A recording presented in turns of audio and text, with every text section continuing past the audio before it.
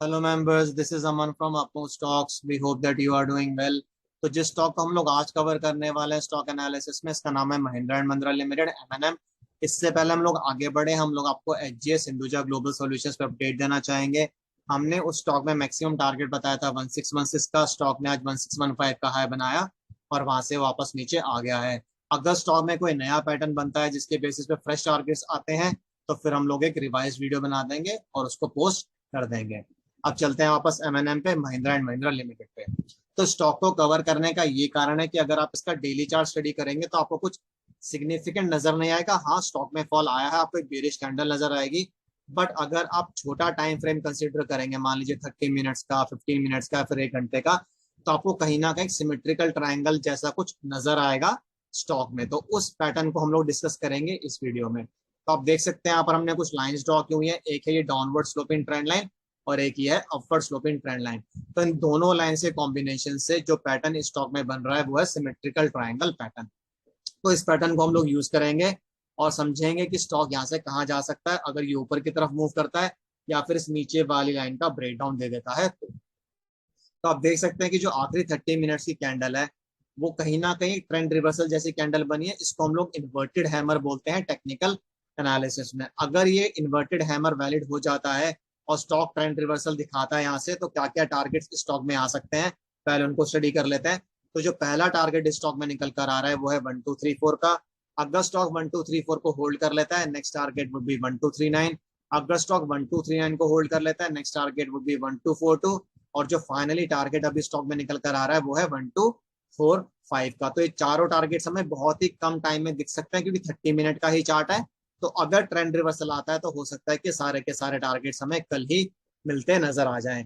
तो पहला टारगेट होगा 1234 का, दूसरा टारगेट 1239 का, तीसरा टारगेट 1242 का और चौथा टारगेट 1245 का। क्योंकि स्टॉक ने एक इन्वर्टेड हैमर यहाँ पर बनाया है, बट मार्केट क्योंकि अभी वीक है तो कोई गारंटी नहीं है।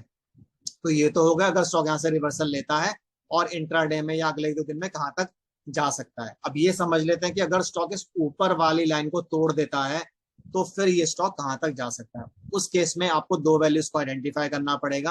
पहली होगी ब्रेकआउट प्राइस और दूसरी होगी विड्थ ऑफ सिमेट्रिकल ट्राइंगल। क्योंकि हमें पता नहीं है कि स्टॉक ब्रेकआउट कहां पर देगा, तो हमने एज्यूम किया है कि स्टॉक ब्रेकआउट देगा 1241 की प्राइस पे। ये कुछ भी हो सकती है, 1244 भी हो सकती है, 1242 भी हो सकती है, बट हमने यहाँ पर 1241 लिया है।